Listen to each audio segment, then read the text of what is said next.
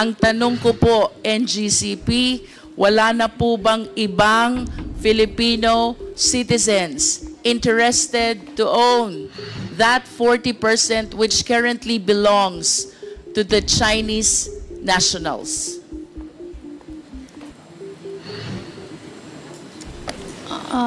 Your Honor, we do not have any knowledge or aware of it.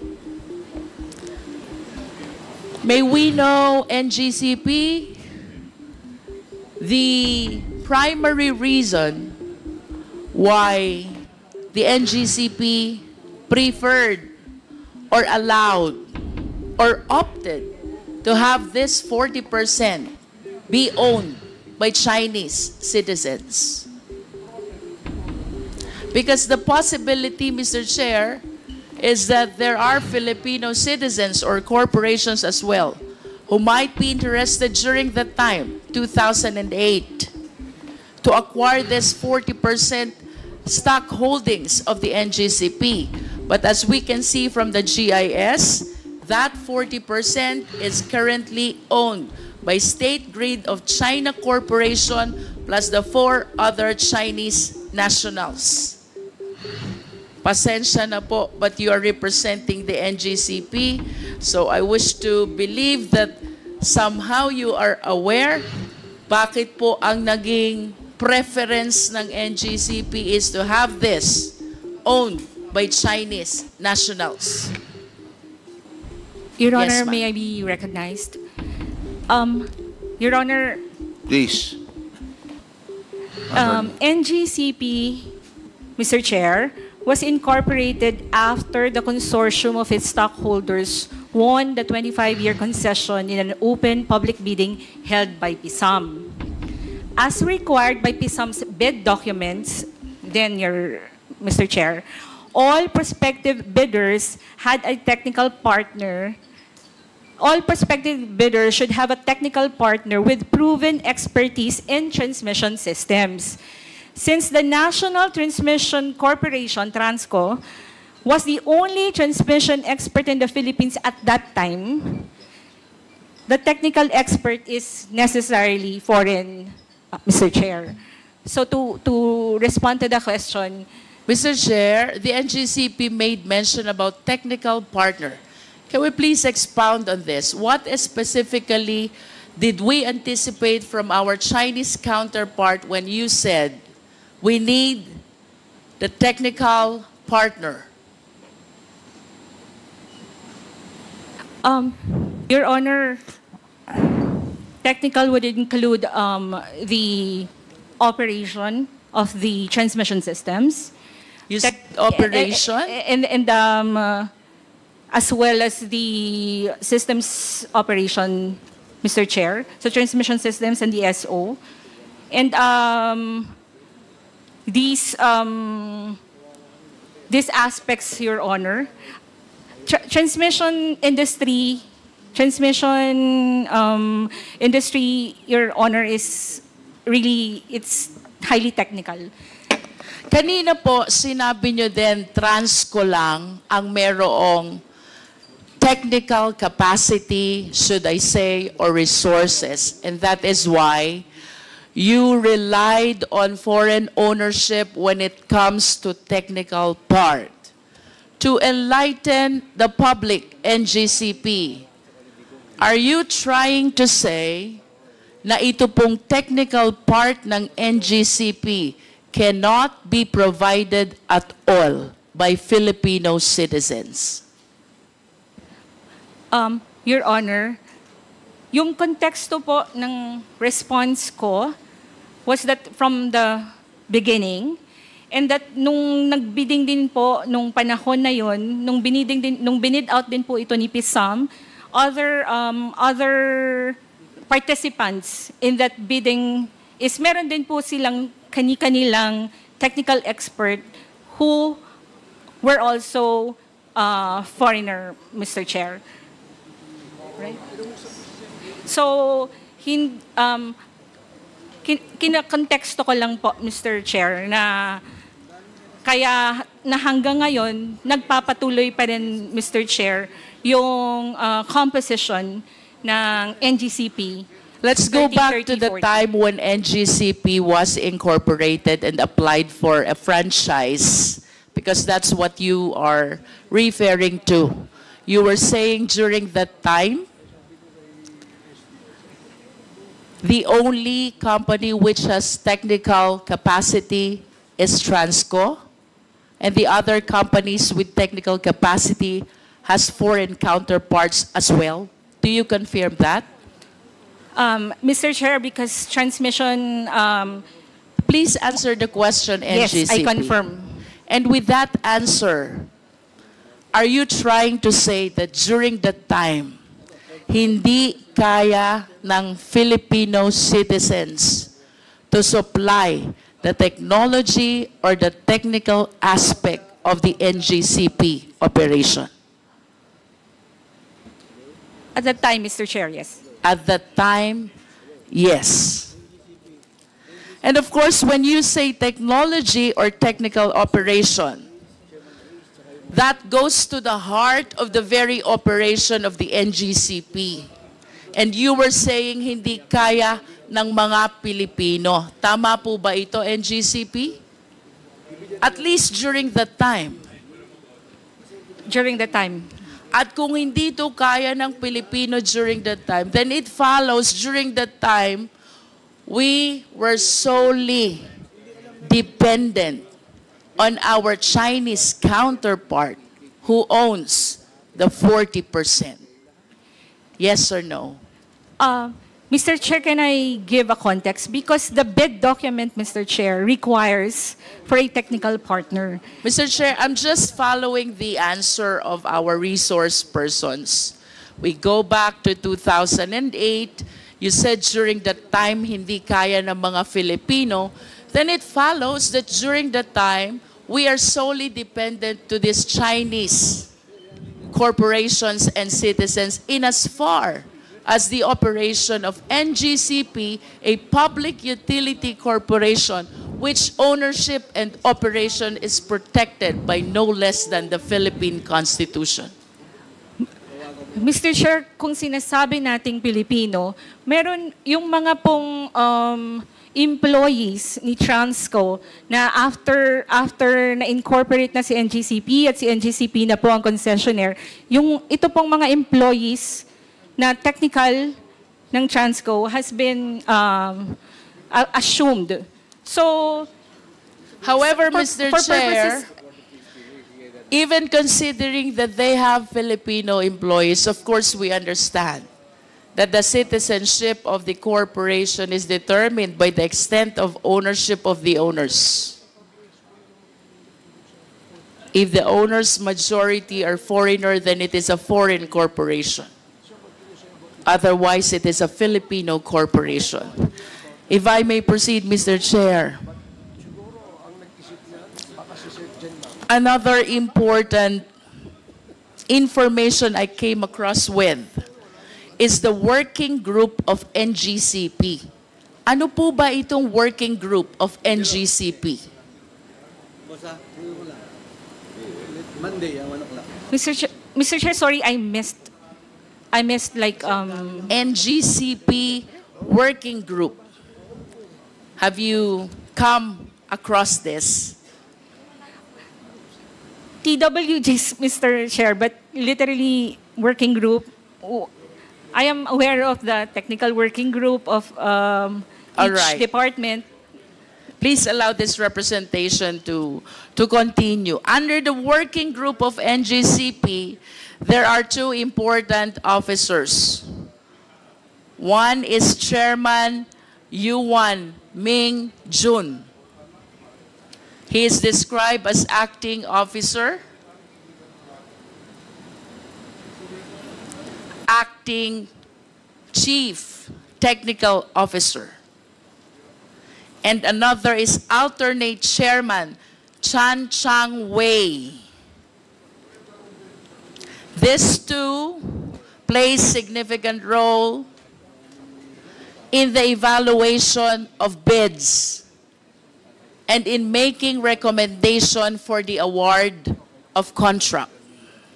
May I request the Secretariat to please flash the document of first, Aurora Polanco project. Next is EB Magalona Bacolod project. These are all transmission projects.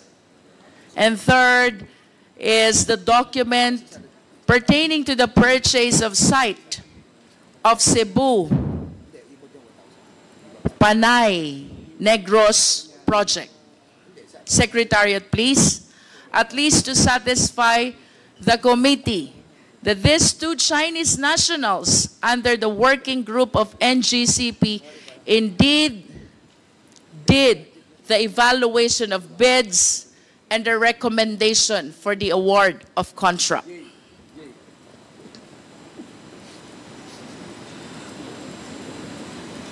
Do we have the documents, Secretariat?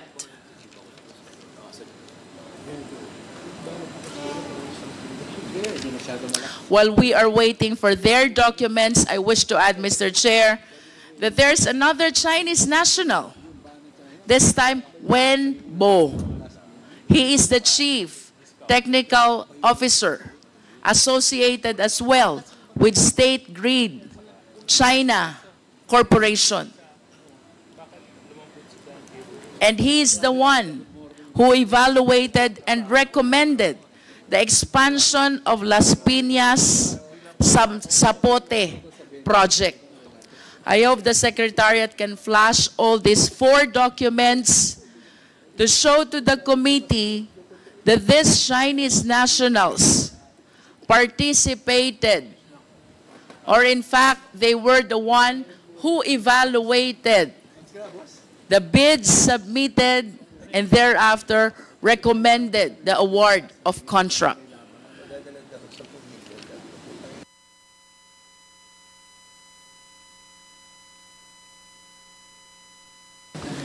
Considering the information, Mr. Chair, that this representation have relayed already, the chairman is a Chinese national.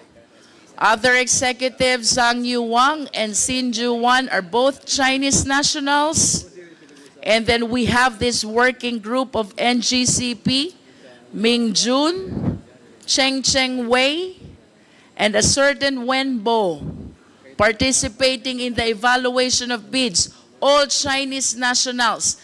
And NGCP continue to maintain that the managerial and executive officers are Filipino citizens. Mr. Chair, I am prompted to ask for a complete rundown of the remaining key officials of NGCP, which the NGCP representatives, I hope, will provide at the soonest possible time. Mr. Chair. To proceed, Mr. Chair, NGCP, are you aware that the State Grid Corporation of China has its own publication? I am not aware, Mr. Chair. Secretariat, kindly flash the publication which says SGCC first time acquired right to run transmission grid outside China. This publication, from the perspective of China, totally rejects the position of the NGCP that the Filipinos are in control of the NGCP. Because as you can see from this publication, it is the SGCC itself which is claiming that for the first time they acquired right to run transmission grid outside China, referring to the National Grid Corporation of the Philippines. May we hear the comment of the NGCP?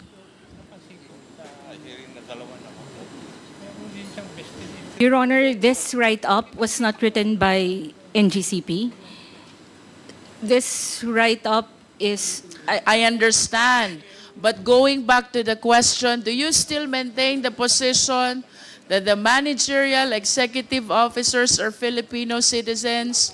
Do you still maintain the position that Filipinos are in control of NGCP? Unequivocally, Your Honor, I maintain that position. It seems to me that a course have changed already, considering the significant officers who have been participating in the operation of the NGCP, aggravated by that publication coming from one of the major stockholders of the NGCP, that is the State Grid Corporation of China. That is a manifestation, Mr. Chair. To continue, Mr. Chair, NGCP, nasan po ba ang switchboard ninyo? You don't know? Your Honor, it's a technical term. We have technical people here. May we ask the technical people?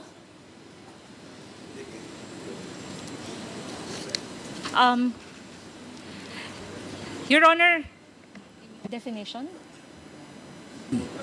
May we have a clarification Yes, insofar as that term?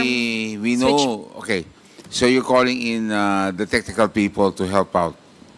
Can we have their names and what position do they occupy in the organization?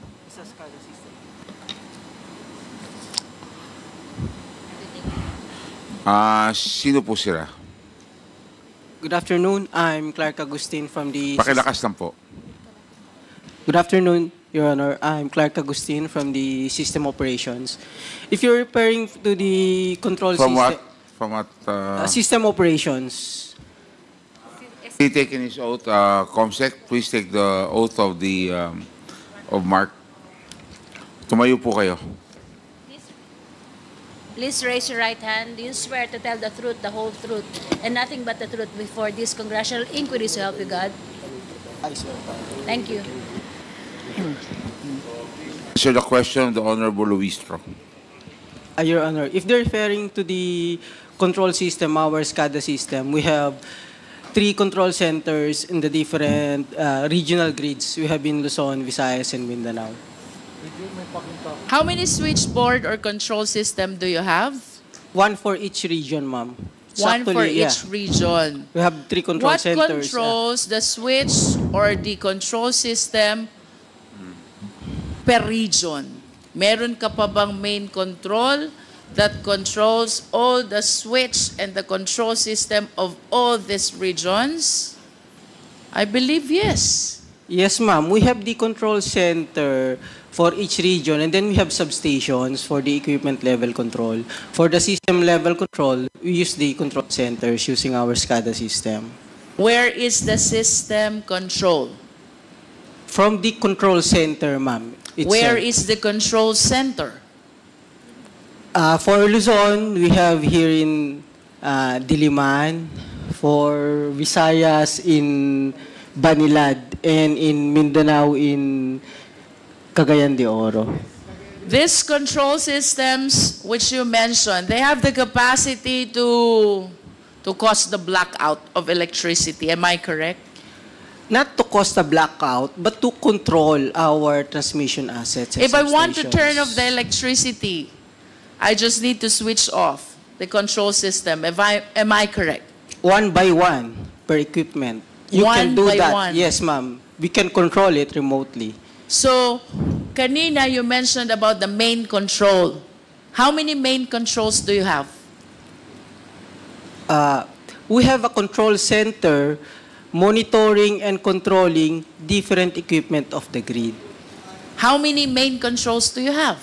So we have a system, pag-control po, ma'am, not necessarily, as I get from your question, isang button, wala po siyang ganon. So kasi different parts po ng grid, different assets, different control. So if you want to operate a certain circuit breaker, kailangan mong operate that specific breaker. But at A specific least feeder, yeah. if I turn off one of those, did you say assets Yeah. of that control system, then the electricity will not work anymore.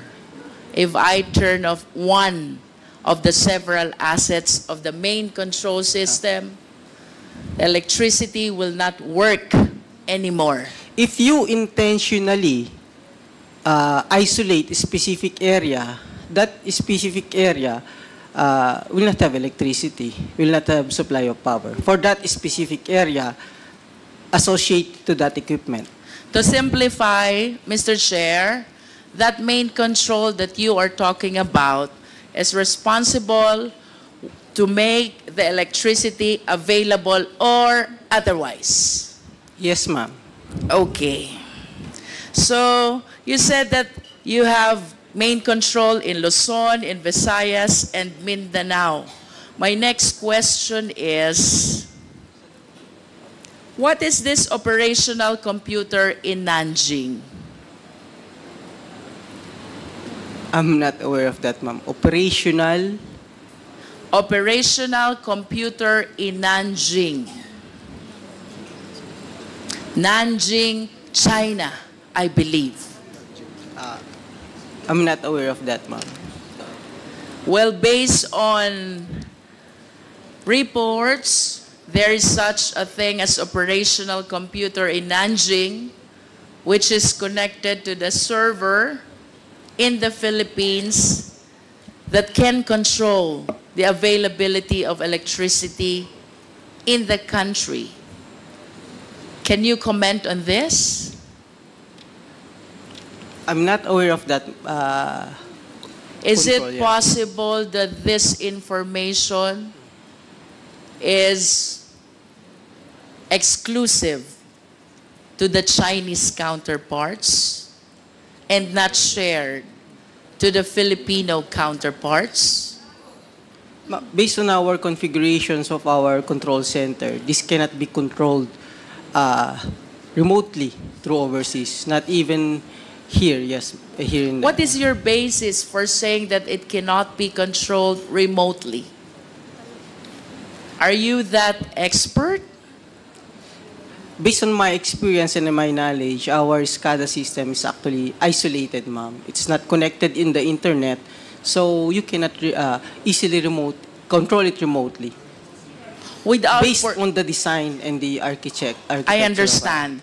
With all due respect, but considering that our IT infrastructure, tama ba, is provided by the Chinese counterpart, or should I say, a Chinese corporation, I humbly submit that no matter how knowledgeable Filipino citizens are, the one who created the system know more and know better than the one operating the same. As a general statement, do you agree? No, ma'am. Ibig sabihin mo, you're the one using the system of China, mas marami kang alam kesa nag-create ng system? No, ma'am. As I've said... This is a general statement, NGCP. It is not my intention to undermine the technical know-how of people from the NGCP, but logically speaking, ang sabi, the creature cannot become higher than its creator. I believe that the one who created knows more and knows better about the system than the one using the system. Do you agree? I disagree, ma'am. Say, for example, baba, meron akong laptop, computer. It's made in the US or in China. That does not mean the manufacturer can remotely use my device. Kung analogy po, ma'am, ang pinag-uusapan. No, I'm talking about the system as a whole, and considering its use, the use of the system, considering that they were the ones who created it, it is my humble submission that no matter how expert we are, the one who created knows better about the system. That is a manifestation. We respect your position. To continue, Mr. Chair. Mr. Chair? Mr. Chairman? Romy Acop. With the indulgence of the Honorable Luistro, because I'm interested in the point she was making a while ago. I did not get it clearly, yung sagot po ng resource person. May I ask some clarificatory questions, Mr. Chair? If the Honorable Luistro will allow, Honorable Luistro, there were questions that he would like to ask for clarification. Yes, the Honorable Acop, you have the floor. Thank you, Mr. Chair. Sinabi po nyo kanina, 10 yung control points. Tama po ba yung pagkarinig ko? For the entire country, 10 yung control points. Tama po ba yung pagkarinig ko? Sir, hindi 10 as in 10? Yes. Hindi 10. po. Hindi po. We have 3 control centers, 1 for each region. One for each. One for Luzon, Visayas, and Mindanao. And walang central control point to control the 3 control points. Meron po kaming convergence point, yung central grid operations, pero it's just monitoring the interchange points. Yeah, but Wala po. For each region, you're correct, sir. so if you decide to cut off the power for the entire country, wala po yun. Wala po. Wala po. So it's for the 3 control points. Yes, Kung sir. gusto nyong patayin ang power sa Visayas, po pwede. Yes, sir. Using the control center, one Yes. by one, you turn off the circuit breakers. So you walang isolate the plants. central control point to control yung 3 control points. Yes, sir. If you're referring to central control point as a single control, single button, wala pong ganun. Thank you. Thank you, Mr. Chair. The Honorable Acop. Thank you. So, the Honorable Jinky Luistro, you still have the floor. Mr. Chair, just a interjection. With the indulgence of Congresswoman Yes, Luistro, yes, agreed. na medyo nakiliti lang ako dun sa tanong ni Congressman Acop. If I may ask, this is a technical question. Kasi kanina ang sagot, walang central control system, no, to turn off, let's say, the whole power system of the country, correct? Sir, we have a control center, pero walang single button to turn it off. Okay. Yes. Now, can anyone just turn it off like that? Anong proseso pag turn off niyan? Sinong may approval? Yun. We have on-duty system operators. So yung duty lang ang nando doon. Halimbawa, yung naka-on duty, kinurap nung isang kalaban ng bansa. At sinabing, patayin mo lahat nung yung area ng kuryente nung area yon. Can they do that? What do you mean by corrupt? In-instruct-an? Oh, in-instruct. Oh. Tinapon. They should not follow. Huh? It's not part of their duty, sir. No. What was that again? Hindi. Ibig sabihin, sir, how could they do that? Why would they follow the instruction of other people No, from other countries? in simple analogy, ganito lang yan. Ano? Sabi mo kasi, it can just be turned off just like that. Yes, sir. Diba? Now, ang tanong ko, sino ang pwedeng magsabi i-turn off yan? At kung merong ganyang order, ano yung procedure o yung proseso para i-turn off yan? Yes, sir. We have procedures on how we operate our equipment and especially the grid. May mga responsibility po yung system operator as outlined dyan sa Philippine Grid Code, and then meron kaming mga internal procedures. Okay, ganito na lang. Para doon sa mga nanonood, no? Halimbawa, kaya nga binigyan kita example Sabi mo yung duty, ano yun? Ang sabi mo? What did you say? The Yung duty? system operator on duty, meron po kaming System dispatcher operator na tinatawag. on duty. Siya ang may kapangyarihan para i-switch on or i-switch off yung power supply, correct? Yes, opo. Okay. Dahil siya on duty, tinakot ng isang terrorist group, no? Tinutukan, tinakot. Sinabi niyang patayin mo yung switch na yan, turn it off. Can they do that? Hypothetical po, kung halimbawang nasakop nga, nandun siya sa control center, that's possible. Kasi ma-operate niya manually. Ano nga yung procedure pag turn off? Meron po tayong... Who decides? Is that the decision of the duty, ano yun? Duty system manager o ganyan? Yes, sir, Decision opo. lang niya yun? It's a decision based on established procedures po. May guidelines po tayo. May established procedure pala eh. Ano nga yung procedure? Ano yung procedure? Kung halimbawa po, merong maintenance, pwede niyang patayin yon. May emergency, may risk sa life, sa equipment, pwede niya pong patayin. Oh, I raised a hypothetical scenario na terrorist group came into that place. Tinakot yung operator. Sabi, patayin mo yung ano, kaya niyang gawin yon. Kaya niya po. Oh, so yun ang tinatanong namin. Yeah, if it's possible, so ibig you can do sabihin, the power to switch it on or switch it off ay nasa isang tao lang doon sa duty manager. Not necessarily isang tao, isang team. Usually po, 3 tao yung naka-duty. O isa, dalawa, tatlo. Ibig sabihin, nasa kamay lang nila ang desisyon. So, walang security feature. Wala man lamang safety measure or security measure to prevent that hypothetical scenario from happening. Is that correct? Sir, yung details po, pwede naman namin i-discuss kasi kung sabi nyo nga, security yung involved. Pero public po kasi baka po hindi namin basta-basta ma-disclose yung process nung... Sige, let's not go into the details. Yun lang gusto namin malaman. Kung may isang nasa kamay lang ng isa, dalawa, 3 tao pala, pwede nang i-switch yun eh. Yes, sir. Alam mo, very critical yung issue that we are discussing here because one, bukod dun sa issue that Congressman Dan Fernandez raised and the chair raised, the question that actually needs answers is who controls NGCP? Is it the Filipino or the Chinese? Based on documents, sinasabi na Chinese kasi sila yung ano eh. Kaya nga, we're digging deeper. That's why we're asking questions. Now, you're telling us na yung meron palang power to switch it on or off is only in the hands of one or a few. Therefore, masyadong vulnerable yung sistemang yan.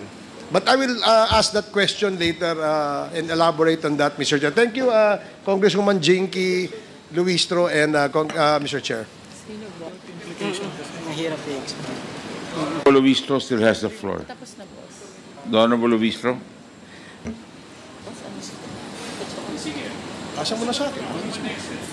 Mr. Chair, I came across this NARI, the one which provides the IT infrastructure of NGCP. Does NGCP confirm this? NARI. Mr. Chair, I am not familiar. May we place back on board the technical officer of NGCP. Mr. Clark Agustin, please take the chair of Atty. Malyari. Do you confirm that the IT infrastructure of NGCP is now NARI?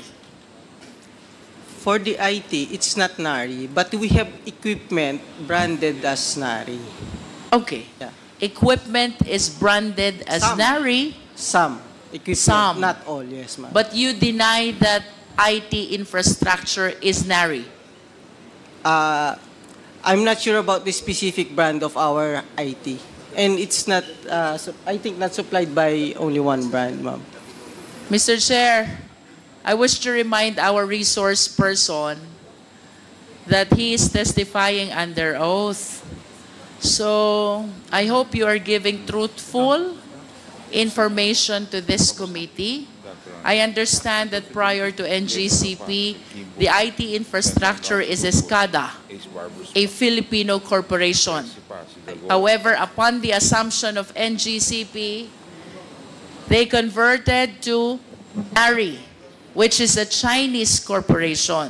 Now, I wish to ask, what is the reason why you switched from Escada, a Filipino corporation, to NARI, a Chinese corporation? Ma'am, I would just like to clarify. IT is different from the Escada.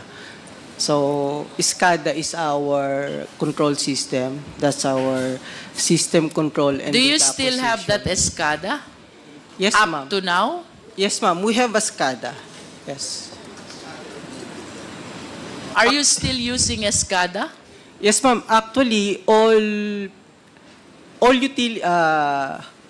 power utilities uses SCADA to control their power system. If Escada has this capacity, Opo, SCADA stands for System Control and Data Acquisition. You use it to monitor and control the power system in the case of NGCP. and you're still using that, Yes, ma'am. We need the SCADA to control our power system. then why resort to other Chinese corporations if Escada has the capacity to provide the necessary technical aspect of the NGCP corporation? Why resort to NARI if Escada is still dependable? Ma'am, our SCADA is just the tool. It's the system we use to control the power grid. So How about NARI? actually the brand of our SCADA as of now is Mr. Chair, NARI. just a point of information para lang magkaintindihan. Hindi sila nagkaintindihan eh. If you will share clarification, Yes. okay, you're acknowledged. As a point of information, Mr. Chair, yung SCADA, ginagamit yun lahat sa mga public utilities, either distribution or transmission. Ang ibig sabihin lang ng SCADA, yung sinabi kanina, yung sistema. Pero yung mga mga equipment, pwede namang iba-ibang brand yun. SCADA is not a brand. It is a system of control. So, kung halimbawa, ikaw yung chairman ngayon, ikaw yung SCADA, ikaw nagko-control ng dito. But we can use different brand of equipments. So, yun lang yun. It is not a brand. It is a system, control system. Thank you very much, the Honorable Dago. The Honorable Jinky. Mr. Chair, I acknowledge that we are dealing with a very technical matter.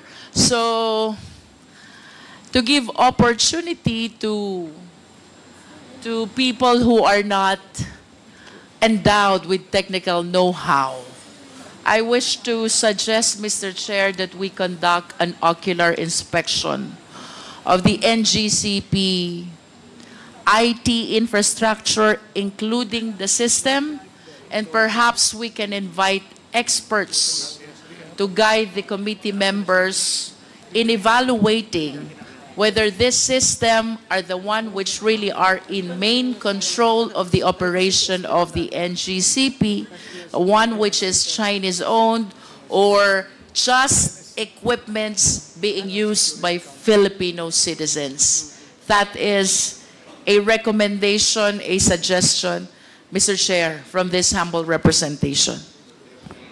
Noted. We will make the representation for us to be able to make an ocular. Mr. Chair, I wish to conclude on this point as my other questions has something to do with NARI, which information that I have is the IT infrastructure of NGCP. And with that, Mr. Chair, I wish to make this final manifestation that with all due respect to our esteemed colleagues and our resource persons, but it is indeed my humble submission that while we, in the face of the general information sheet of NGCP, only 40% is Chinese-owned, considering, however, the presence of Chinese citizens, one as chairman, the other two as evaluators of bid, the other one as chief technical officer, and NARI which I believe is Chinese IT infrastructure. It is my humble submission, Mr. Chair, that it seems that the control over the NGCP has been compromised already in favor of foreign nationals. Thank you, Mr. Chair. The Filipino people who are viewing us right now may not be understanding the significance of this inquiry.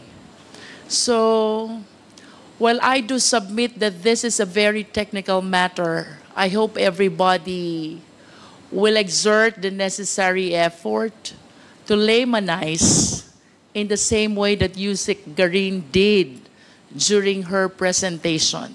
So before I proceed to my interpellation, Mr. Chair, I wish to request Yusek Garin to please enlighten the public. Ano po ba ang kahalagahan ng National Grid Corporation of the Philippines sa pagtaas ng presyo ng kuryente dito sa ating bansa? Mr. Chair. Mr. Chair. Mr. Chair. Yusek Garin. As a transmission by itself, kasi yun yung nagko-connect, di ba? So kada parte ng electricity natin, may charges yan. Generation, transmission, and then distribution. So, ang generation, halos 50% yan. Transmission is a small amount. I don't know if it's 10%, ma'am. I'm not sure. I think even less. But ang importance is not just the charges. The charges can still be lower kung ayusin siguro yung mga taxes or yung pag-pass on nila ng yung costing nila, no? But the more important impact of a delayed project is, halimbawa magpagawa ka ng, Mr. Chair, pagawa ka ng bahay. If you do it in 2010, it's cheaper rather than doing it in 2020. May inflation, umaakyat din yung presyo. And that's what's the impact is to our households. Dahil mas mahal ang presyo ng proyekto, depende kung how ERC would treat that for their cost recovery. Pero nagiging mahal yung presyo, nagiging mahal din yung charges. And at the same time, other than the cost, yung capex niya, yung cost ng pag-build mo ng transmission, is yung ano epekto niya sa other players. You have two sides May generation, tapos kung sino nagkukonsumo. So sa nagkukonsumo, I think IMAP and Transco can explain that better kasi sila yung nagbabantay ng presyo and they monitor the market. But on the generation side, halimbawa, there are projects na tapos na siya.